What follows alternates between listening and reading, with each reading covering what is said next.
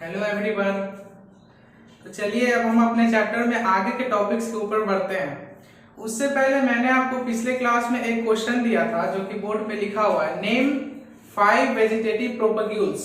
मैंने बोला था कि अगर आप लोग इसका आंसर ढूंढ पाइएगा तो समझ लीजिए कि आप लोग अपने टेक्स्ट बुक को बढ़िया से पढ़ रहे हैं।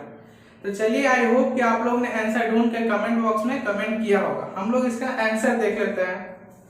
Name 5 vegetative propagules. Vegetative propagules क्या होता है ये मैंने आपको बताया था कि प्लांट का वह पार्ट जिसको हम लोग अलग से डिटैच करके अगर सॉइल में ग्रो करें और उससे नया प्लांट अगर ग्रो हो जाए वो हो गया वेजिटेटिव प्रोपग्यूल्स। जैसे मैंने आपको ब्रायोफाइलम में लीफ का एग्जांपल दिया था, जिसमें कि एक लीफ के नोड के ऊपर कुछ और नया लीव्स छोटा छोटा जर्मिनेट हो जाता है, और अगर हम लोग उसको काट करके फिर से सॉइल में ग्रो करेंगे तो एक नया प्लांट का ग्रो हो जाएगा। तो चलिए हम लोग इसको नेमिंग करके इसका एग्जांपल्स पढ़ते हैं कि क्या क्या एग्जांपल्स है। तो फर्स्ट एग्जांपल हम लोग देखें तो वेजिटेटिव प्रोपग्यूल्स का फर्स्ट एग्जांपल हो सकता है आंसर। इसको आप लोग अपने नोटबुक में ध्यान से नोट कर लीजिएगा। फर्स्ट क्या हो सकता है, रनर। अब रनर का मतलब क्या होता है, जैसे मान लीजिए कि ये वाटर का सरफेस है, सी, पॉन्ड या फिर कोई भी वाटर का सरफेस है, इसके ऊपर अगर एक्वेटिक प्लांट ग्रो होता है इस तरह से, ये हो गया रूट, तो इसका जो रूट है ये एक तरह से इस तरह से रन कर, मतलब एक प्लांट से दूसरे प्लांट की तरफ दौड़ेगा, मतलब एक प्लांट से बहुत सारा प्लांट बहुत ही जल्दी फॉर्मेशन हो जाएगा, इसलिए हम लोग इसको रनर बोलते हैं। जैसे ही ये यहाँ पर आके वाटर को टच करेगा फिर से यहाँ से एक नया प्लांट का ग्रो हो जाएगा, और फिर इसी तरह से नया रनर, और फिर यहाँ से नया प्लांट का ग्रो हो जाएगा। तो आप आई होप कि आप लोग ने रनर का मतलब समझ लिया होगा, एक प्लांट से दूसरे प्लांट, और बहुत जल्दी एक बड़ा वाटर सरफेस कवर कर लेता है अपने आप में। तो पहला एग्जांपल हम लोगों ने देखा रनर। नेक्स्ट एग्जांपल क्या हो सकता है, राइजोम। अब राइजोम का मतलब क्या होता है ये हम लोग समझते हैं। जैसे अगर हम लोग एग्जांपल लें जिंजर, जिंजर कुछ इस तरह से दिखता है, ऐसे इरेगुलर शेप का कैसे भी बना लीजिए।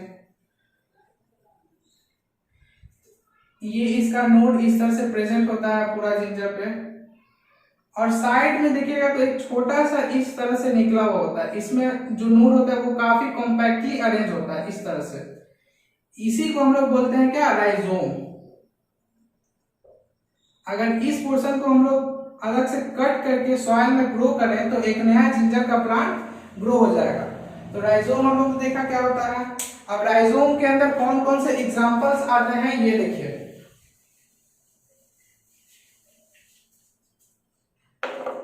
राइजोम का एग्जांपल क्या हो सकता है, जिंजर,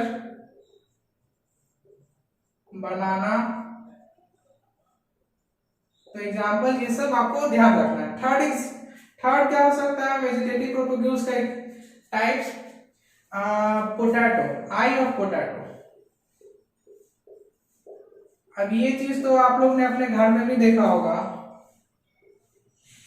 जैसे मान लीजिए कि ये पोटैटो है, तो इस तरह से छोटा छोटा छोटा छोटा आपको दिखता होगा आई टाइप का, ऐसे। अगर इस पोर्शन को हम लोग अलग से कट के सॉइल में ग्रो करें तो नया पोटैटो का प्लांट ग्रो हो सकता है। तो थर्ड हम लोग ने एग्जांपल देखा वेजिटेटिव प्रोपग्यूल्स का। और क्या एग्जांपल हो सकता है, लीफ बर्ड। ये तो मैंने पिछले भी क्लास में आप लोग को बताया था कि अगर मान लीजिए ये इस तरह से लीफ है तो लीफ के ऊपर भी यहाँ पे भी पतला पतला छोटा छोटा सा लीफ का ग्रो हो जाता है, और लीफ के ऊपर जो लीफ ग्रो होता है उसको ये किस कौन सा रूप होता है, एडवेंटिशियस रूप होता है। इसको आप लोग नोट कर लीजिएगा। तो इस पोर्शन को, ये छोटा सा लीफ को रूट के साथ अगर हम लोग यहाँ से हटा करके और सॉइल में ग्रो करना चाहें तो हम लोग नया प्लांट का ग्रो कर सकते हैं। ये जनरली ब्रायोफाइलम में होता है। ब्रायोफाइलम के अंदर जो भी प्लांट आते हैं उसमें ये चीज होता है। नेक्स्ट और हमारा लास्ट एग्जांपल क्या हो सकता है, offset. Offset of water hyacinth.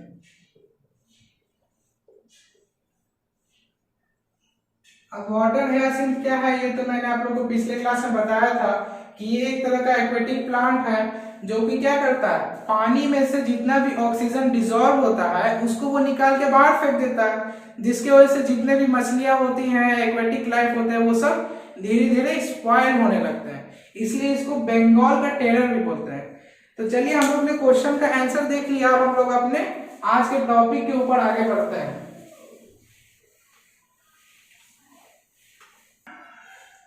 चलिए अब हम अपने आगे के टॉपिक्स के ऊपर बढ़ते हैं। हमारा जो नेक्स्ट टॉपिक है वो है सेक्सुअल रिप्रोडक्शन।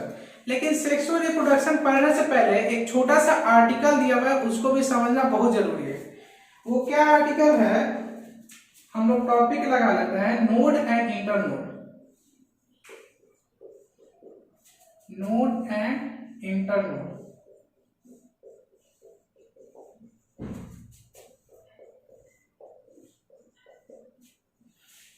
ये भी वेजिटेटिव प्रोपगेशन का ही एक छोटा सा पार्ट है।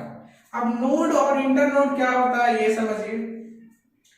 जैसे कि मान लीजिए अगर ये कोई प्लांट है और जैसे आप लोगों ने बैम्बू देखा होगा, तो बैम्बू में एक इस तरह से डिवीजन होता है, कुछ कुछ दूरी पे इस तरह से डिवीजन होता है। तो ये जो डिवीजन है इसी को हम लोग नोड बोलते हैं।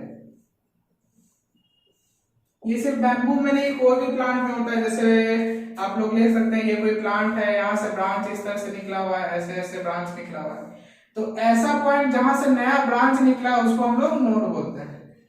ये भी नोड, ये भी नोड, और दो नोड्स के बीच का डिस्टेंस जो होता है उसको हम लोग इंटरनोड बोलते हैं। तो इसमें ज्यादा टाइम वेस्ट करने वाला चीज नहीं है। नोड और इंटरनोड क्या होता है आप लोग समझ चुके हैं।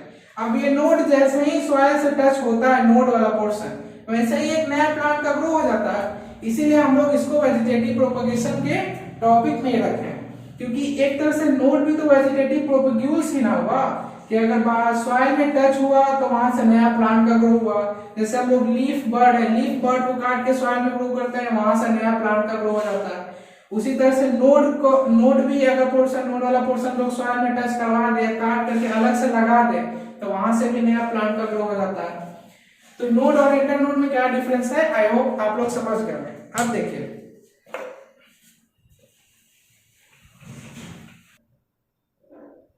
तो चलिए अब हम अपने नेक्स्ट टॉपिक के ऊपर बढ़ते हैं। इसी में एक और स्टेटमेंट दिया हुआ है जिसको कि समझना बहुत इंपॉर्टेंट है। वो बहुत छोटा सा स्टेटमेंट है, लेकिन उसको आप लोग देखें तो बहुत ब्रॉड स्टेटमेंट है। वो क्या है, हम लोग पहले लिख लेते हैं बोर्ड पे, फिर उसको समझते हैं कि वो क्या है। स्टेटमेंट नंबर 1 क्या है, पहला स्टेटमेंट देखिए ध्यान से। इन favourable condition, in unfavourable condition,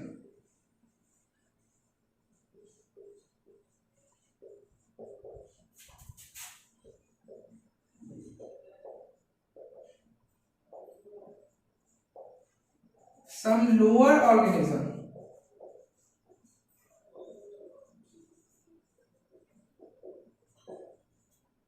in unfavorable conditions some lower organism swifts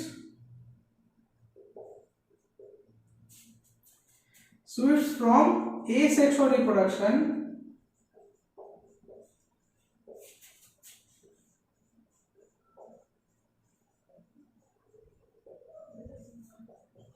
to sexual reproduction।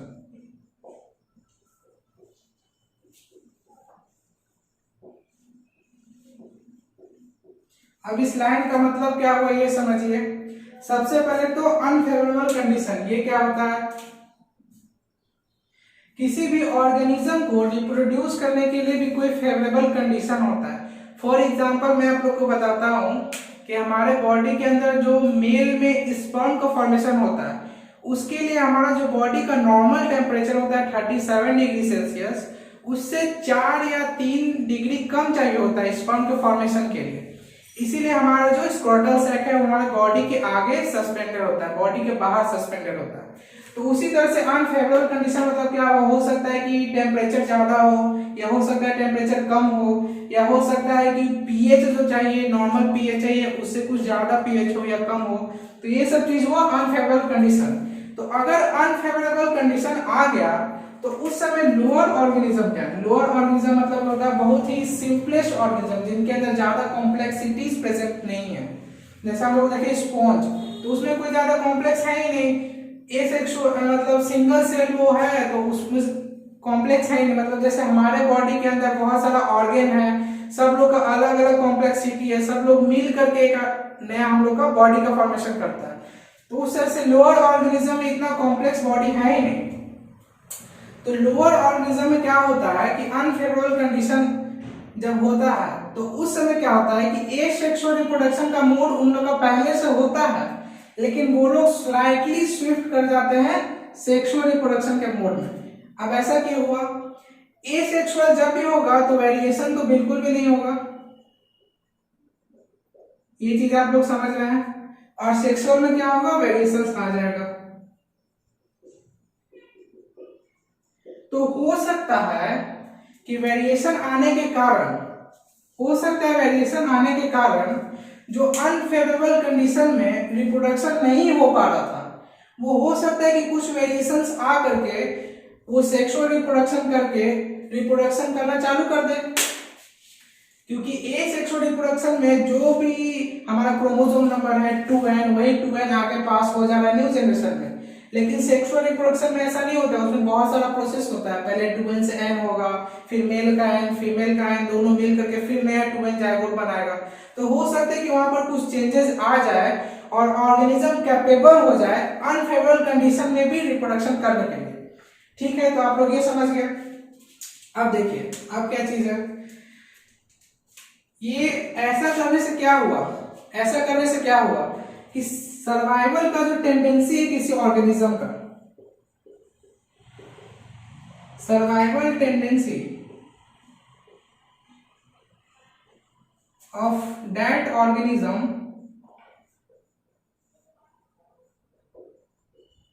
Increases.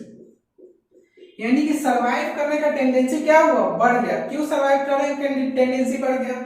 Asexual reproduction हो रहा था पहले फेवरेबल कंडीशन में, अब अनफेवरेबल कंडीशन हो गया तो एसेक्सुअल रिप्रोडक्शन नहीं होगा, तो यानी नेक्स्ट जनरेशन का फॉर्मेशन नहीं हो पाएगा। अगर सेक्सुअल रिप्रोडक्शन होगा तो हो सकता है कि वो अपने में चेंजेस करके अनफेवरेबल कंडीशन में रिप्रोडक्शन करना चालू कर दे। अगर रिप्रोडक्शन करना चालू कर देगा तो एक जनरेशन से दूसरा जनरेशन में भी फॉर्मेशन होने लगेगा। तो क्या होगा? सर्वाइवल टेंडेंसी, यानी सर्वाइव करने का टेंडेंसी क्या होगा? स्लाइटली बढ़ जाएगा। अब देखिए यहाँ पे क्या चीज है, क्यों बढ़ेगा इसका भी रीजन लिख लीजिए। Due to variations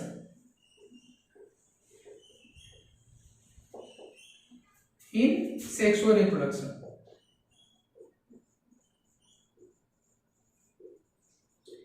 sexual reproduction के कारण वेरिएशन आने की वजह से सर्वाइवल टेंडेंसी बढ़ जाएगा। अब ये हम लोग ने देखा लोअर ऑर्गेनिज्म। अब हम लोग देखेंगे क्या हायर ऑर्गेनिज्म में क्या होता है, जैसे हायर प्लांट्स हो गए, एनिमल, ह्यूमन बींग्स, इनमें क्या होता है। तो चलिए अब अपने नेक्स्ट टॉपिक के ऊपर बढ़ते हैं।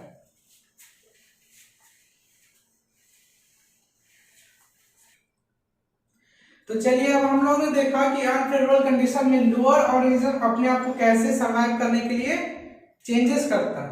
अब हम लोग देखते हैं कि कुछ हायर प्लांट्स में या एनिमल्स में क्या होता है इन अनफेवरेबल कंडीशन। ठीक है,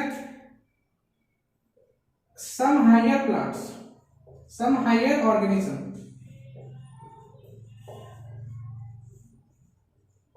अब हायर ऑर्गेनिज्म अपने आप को कैसे सर्वाइव करने के लिए क्या क्या करता है ये देखिए। हायर ऑर्गेनिज्म में क्या क्या आ सकता है, या तो प्लांट्स या तो animals.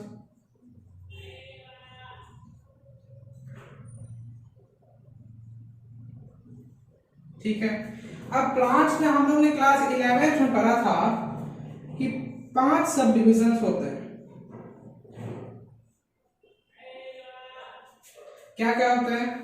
Algae, bryophyte, pteridophyte, gymnosperm, angiosperm. ठीक है, तो algae, bryophyte, pteridophyte and gymnosperm तो एसेक्सुअल रिप्रोडक्शन करता है, ये हम लोग पहले से जानते हैं। ये सारा क्या करता है, एसेक्सुअल रिप्रोडक्शन को मेथड यूज करता है, एसेक्सुअल। और जिम्नोस्पर्म का मतलब ही होता है फ्लावरिंग प्लांट, और फ्लावर प्रोड्यूस कैसे होता है, सेक्सुअल रिप्रोडक्शन से फ्लावर प्रोड्यूस होता है, सेक्सुअल रिप्रोडक्शन, सेक्सुअल। अब यहाँ पर ध्यान से नंबर 2 डाल दीजिएगा, ये सेकंड है। तो हम लोगों ने क्या देखा कि algae, bryophyte, pteridophyte, gymnosperm asexual reproduction से रिप्रोड्यूस करता है, हम लोग पहले से जानते हैं। और एंजियोस्पर्म भी सेक्सुअल रिप्रोडक्शन करता है, ये हम लोग को नेक्स्ट पूरा चैप्टर ही है, चैप्टर 2। अब एनिमल में देखिए, एनिमल को कभी भी आप लोग ने एसेक्सुअल रिप्रोडक्शन से रिप्रोड्यूस करते कोई भी एनिमल को नहीं देखा होगा। जैसे मान लीजिए कोई छोटा सा ही एनिमल ले लीजिए, जैसे कि मॉस्किटो। अब मॉस्किटो तो उतना छोटा सा ऑर्गेनिज्म है, इसको आप लोग बोल सकते हैं सिंपल ऑर्गेनिज्म है, लेकिन एक्चुअली वो सिंपल नहीं है। उसका अगर मान लीजिए कि हम लोग लेग का ही एक पीस अगर काट करके उसको नया ऑर्गेनिज्म बनाना चाहें तो क्या हम लोग बना सकते हैं?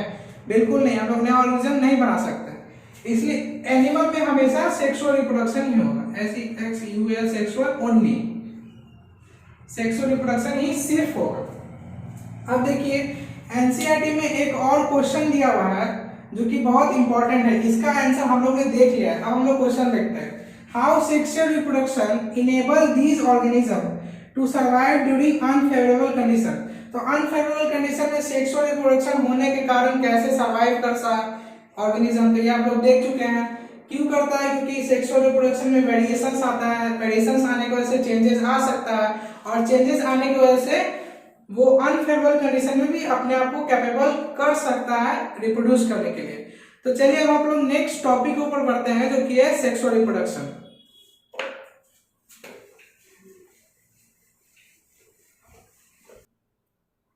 तो चलिए अब हम अपने आगे टॉपिक के ऊपर बढ़ते हैं। तो हमारा नेक्स्ट टॉपिक क्या है?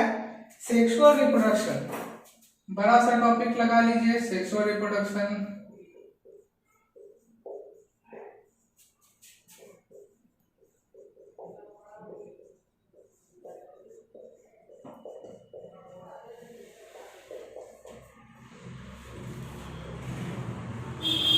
सेक्सुअल रिप्रोडक्शन का मतलब आप लोग क्या समझते हैं ये देखिए।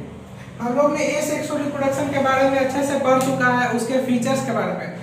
अब ठीक उसका उल्टा कर देना। जैसे एसेक्सुअल में क्या था कि सिंगल पेरेंट का रिक्वायरमेंट था, वहीं सेक्सुअल रिप्रोडक्शन में 2 पेरेंट का रिक्वायरमेंट हो जाएगा। एसेक्सुअल में गैमेट का फॉर्मेशन नहीं होता था, वहीं सेक्सुअल में गैमेट का फॉर्मेशन हो जाएगा। एसेक्सुअल में फर्टिलाइजेशन नहीं होता था, सेक्सुअल में फर्टिलाइजेशन हो जाएगा। एसेक्सुअल में सिर्फ और सिर्फ क्या माइटोटिक सेल डिवीजन होता था, सेक्सुअल में माइटोटिक प्लस मेयोसिस दोनों हो जाएगा। एसेक्सुअल में जो ऑर्गेनिज्म, बेबी ऑर्गेनिज्म जो प्रोड्यूस होता था वो एकदम आइडेंटिकल होता था अपने पेरेंट ऑर्गेनिज्म के लिए, लेकिन सेक्सुअल में क्या हो जाएगा कि नॉट आइडेंटिकल हो जाएगा। एसेक्सुअल में मल्टीप्लिकेशन जो होता था सेल का वो बहुत रैपिड होता था, लेकिन सेक्सुअल में क्या हो जाएगा? स्लो हो जाएगा। तो सबसे पहले हम लोग सेक्सुअल रिप्रोडक्शन का ये सारा पॉइंट हम लोग एक एक करके लिखेंगे ताकि आपको नोट्स बनाने में कोई development of new individual through formation and fusion of gametes, यानी गैमेट्स का फॉर्मेशन होना और फिर उसी का फ्यूजन होना जिसकी वजह से नया ऑर्गेनिज्म प्रोड्यूस हो, उसी को हम लोग क्या बोलेंगे? Sexual reproduction. तो हम लोग इसका डेफिनेशन पहले लिख सकते हैं, development of new individual. Definition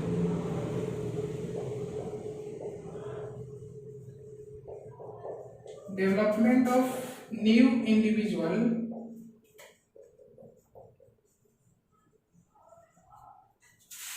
through formation and fusion of gametes, यानी कि गैमेट्स का बनना और उसका एसेक्सुअल का जैसे हम लोग ने फीचर देखा था उस तरह से हम लोग सेक्सुअल का भी फीचर्स देख सकते हैं।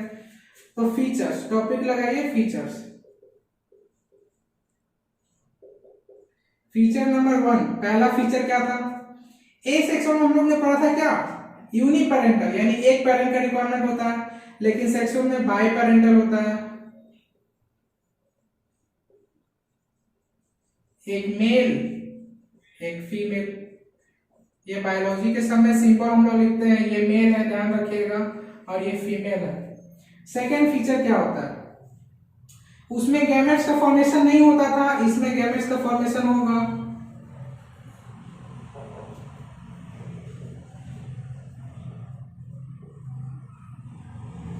अब गैमेट्स का फॉर्मेशन होगा तो फर्टिलाइजेशन भी होना चाहिए।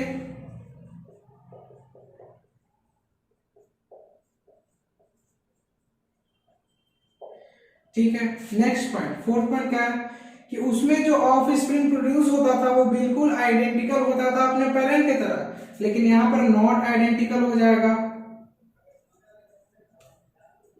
क्यों होगा आप लोग समझ रहे बढ़िया से, क्योंकि दो अलग अलग सेक्स का अलग अलग ऑर्गेनिज्म का गैमेट आके फ्यूज करा और कोई नया ऑर्गेनिज्म बना रहा है। जैसे मान लीजिए कि अगर पेरेंट का आई ब्लैक है, मतलब पेरेंट में हम लोग मान लें मेल पेरेंट का आई ब्लैक है, फीमेल पेरेंट का आई मान लीजिए ब्लू है, तो ऐसा भी हो सकता है कि जो बेबी ऑफ स्प्रिंग का फॉर्मेशन होगा उसका आई क्या हो, ब्राउन हो, यानी तीनों से अलग हो, तो ये तो आइडेंटिकल नहीं हुआ।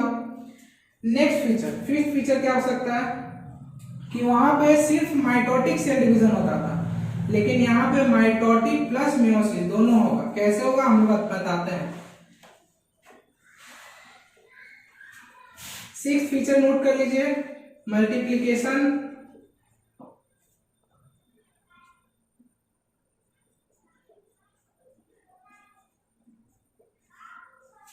does not occurs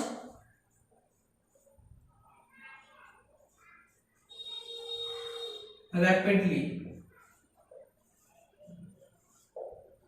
तो आप लोग ये सारा पॉइंट्स नोट कर लीजिए अपने नोट्स में। अब हम लोग इस टॉपिक को बढ़िया से डिटेल में समझते हैं कि माइटोटिक प्लस मियोसिस कैसे होता है।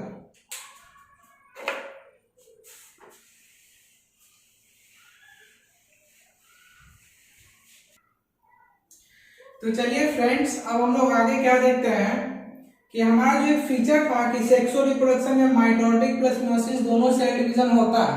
अब ये कैसे होता है इसको भी जरा समझ लीजिए। मान लीजिए कि ये पेरेंट है, मेल पेरेंट, ये फीमेल पेरेंट।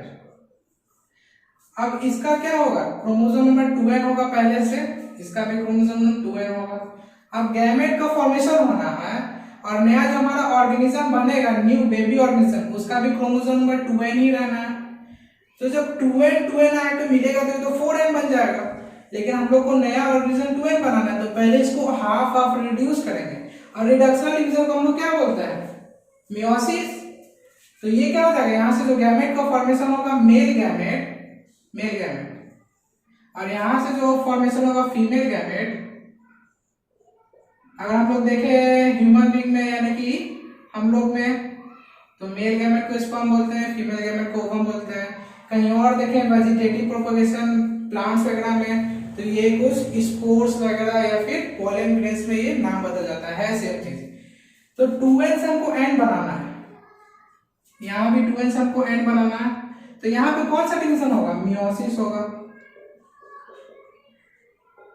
यहाँ भी मियोसिस होगा। अब मियोसिस माइटोसिस क्या होते हैं मैंने आपको पहले बता चुका है। अब यहाँ से देखिए, ये n मिलेगा यहाँ और ये n मिलेगा यहाँ, ओवरऑल जो नया ऑर्गेनिज्म बनेगा वो बनेगा 2n। ठीक है, अब यहाँ पर n से नया जो n बनेगा और यहाँ जो n से नया जो n बनेगा और दोनों जाकर मिलेगा, यहाँ पर हम लोग मियोसिस नहीं कर सकते। ऐसा नहीं कि ये n है तो n/2 यहाँ पर हो जाएगा, यहाँ भी n/2 हो जाएगा और दोनों को मिलेगा तो फिर क्या n बना देगा। तो फिर तो वही हुआ कि हमारा गैमेट का क्रोमोसोम नंबर आ गया, लेकिन हम लोग को 2n लाना है, इसलिए यहाँ पर क्या करेंगे, यहाँ पे जनरली क्या होना चाहिए, माइटोसिस होना चाहिए। जो n है वही n यहाँ भी आना चाहिए, तो माइटोसिस सेल डिवीजन यहाँ पे होगा। तो आई होप कि अब आप लोग समझ गए होंगे कि सेक्सुअल रिप्रोडक्शन में हम लोग ने ऐसा क्यों लिखा था, मियोसिस प्लस माइटोसिस, यानी गैमेट्स के फॉर्मेशन के लिए मियोसिस प्रोसेस चाहिए और फ्यूजन के लिए माइटोसिस प्रोसेस चाहिए।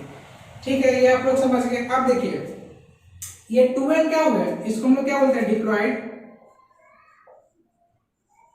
और n रहेगा तो उसको हम लोग बोलेंगे हैप्लॉइड। अब डिप्लॉयड में क्या हो गया, अगर हम लोग ह्यूमन में बात करें तो टोटल 46 क्रोमोसोम होता है हमारे अंदर, तो इसमें से 44 क्रोमोसोम यानी कि 22 पेयर्स,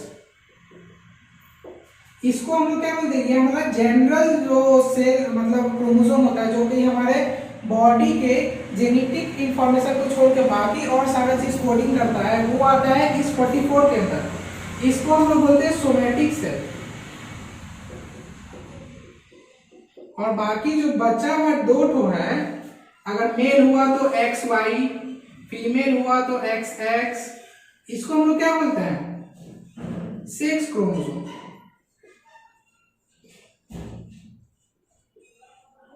तो यानी कि हम लोग ये समझ चुके हैं कि जो भी नया बेबी ऑर्गेनिज्म बनेगा वो मेल होगा या फीमेल होगा, सिर्फ यही दोनों क्रोमोसोम पे डिपेंड करता है।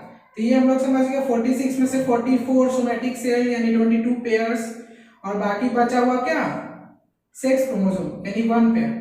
तो चलिए अब हम लोग अपने नेक्स्ट टॉपिक के ऊपर बढ़ते हैं। एक और पॉइंट लिखा हुआ होता है सारे टेक्स्ट बुक्स में, देखिए क्या होता है वो चीज, बाइसेक्सुअल। अगर हम लोग बाइसेक्सुअल की बात करें तो मैंने आपको पहले ही बताया कि ये सिंबल क्या है, मेल का सिंबल है, ये सिंबल क्या है, फीमेल का सिंबल है। अगर दोनों को हम लोग इस तरह से मिला दें तो ये बाइसेक्सुअल हो जाएगा। अब बाइसेक्सुअल में क्या क्या होता है ये हम लोग देखते हैं। तो पॉइंट लगाइए, इन bisexual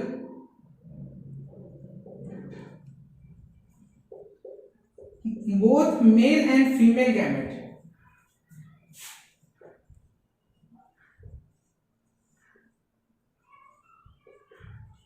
comes from same location। यानी कि बाइसेक्सुअल के केस में एक ही जगह से मेल गैमेट और फीमेल गैमेट दोनों आ जाता है। इसका मतलब क्या हुआ, जैसे देख लीजिए ये अगर बाइसेक्सुअल है तो ये मेल गैमेट भी बना सकता है, ये फीमेल गैमेट भी बना सकता है, और फिर अगर ये आकर के मिल करके नया जाइगोट का फॉर्मेशन करेंगे जाइगोट, तो दोनों मेल और फीमेल कहां से आया, एक ही ऑर्गेनिज्म से आया, यानी कि एक ही बाइसेक्सुअल पेरेंट, एक ही पेरेंट है। अब एक पेरेंट का मतलब ये नहीं हो जाता कि ये एसेक्सुअल रिप्रोडक्शन में आएगा, क्योंकि गैमेट्स का फॉर्मेशन हो रहा है तो इसको हम लोग सेक्सुअल रिप्रोडक्शन के कैटेगरी में ही रखेंगे। तो चलिए हमको लगता है कि आप लोग ये समझ गए होंगे कि बाइसेक्सुअल में क्या होता है, मियोसिस माइटोसिस दोनों क्यों लिखते हैं हम लोग सेक्सुअल के फीचर्स में। अब हम लोग आगे देखते हैं, कुछ और स्टेटमेंट को हम लोग डिटेल में देखते हैं।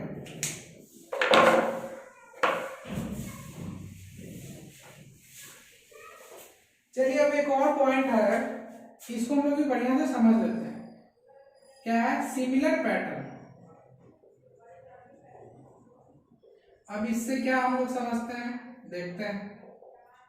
अब हम लोग देखें तो चाहे वो छोटा सा ऑर्गेनिज्म हो फंगी, चाहे वो बड़ा ऑर्गेनिज्म हो प्लांट, चाहे ऑर्गेनिज्म बहुत ज्यादा कॉम्प्लेक्स हो हमारे जैसे एनिमल्स, यानी कि सबसे छोटा से लेकर के सबसे सिंपल से लेकर के सबसे कॉम्प्लेक्स ऑर्गेनिज्म, सबका रिप्रोडक्शन सेक्सुअल रिप्रोडक्शन का जो क्या बोल सकते हैं उसको, मेन जो प्रोसेस है वो तीनों में सेम है। क्या क्या है, जैसे पहला प्रोसेस क्या होता है, जाइगोट का फॉर्मेशन,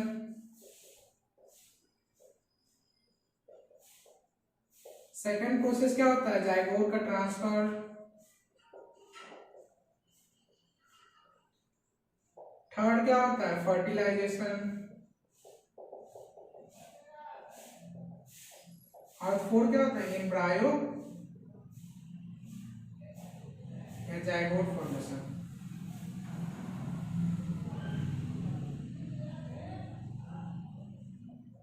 तो ये जो 4 बेसिक स्टेप्स है, ये चाहे छोटा से छोटा ऑर्गेनिज्म फंगी जैसा क्यों ना हो या फिर बड़ा से बड़ा कॉम्प्लेक्स ऑर्गेनिज्म एनिमल जैसा क्यों ना हो, सब में यही 4 प्रोसेस सेम रहेंगे, इसीलिए लिखा गया सिमिलर पैटर्न।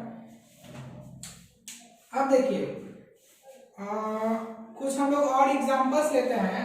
फ्लावर का बात करें तो प्लांट का फ्लावरिंग आप लोग देखेंगे तो कुछ ऐसा प्लांट होते हैं जो कि साल में 2 बार अपने फ्लावर को प्रोड्यूस करते हैं। कुछ ऐसे भी प्लांट होते हैं जो कि साल में सिर्फ एक बार अपने फ्लावर को प्रोड्यूस करते हैं। जो एक बार प्रोड्यूस करते हैं उसको हम लोग क्या बोलते हैं, पेरिनियल। जो साल में 2 बार फ्लावर प्रोड्यूस करते हैं उसको हम लोग क्या बोलते हैं, बाइनियल। लेकिन कुछ ऐसे भी ऑर्गेनिज्म है, प्लांट है, जो कि अनयूजुअल फ्लावरिंग शो करते हैं। अनयूजुअल फ्लावरिंग, इसको भी आप लोग ध्यान से नोट कर लीजिएगा।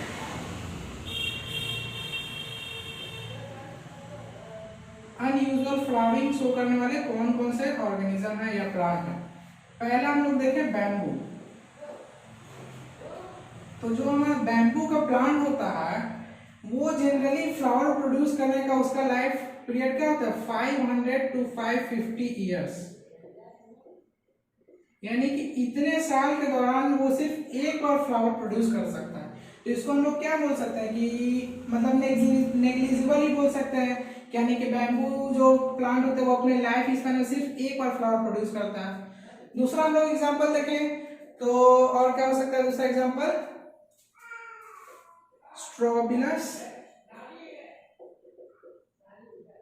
स्ट्रोबिलस कुंथियाना।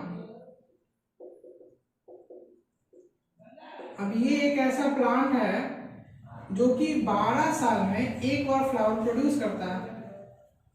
12 ईयर में एक बार फ्लावर प्रोड्यूस करता है स्ट्रोबिलस कुंथियाना। आप लोग एग्जाम्पल को बढ़िया से याद कर लीजिएगा। हो सकता है एग्जाम में क्वेश्चन पूछ ले कि गिव 2 या 1 example of unusual flowering of plant. तो इसका आप लोग एग्जाम्पल याद कर लीजिएगा।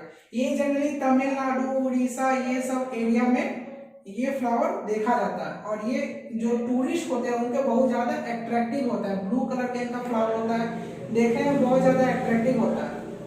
चलिए तो हम लोग कुछ 2 या 3 एक्स्ट्रा वर्ड है जो कि एनसीईआरटी के बाहर का है, उसको भी समझना बहुत इंपॉर्टेंट है। तो उसको भी हम लोग फास्टली कवर कर लेते हैं।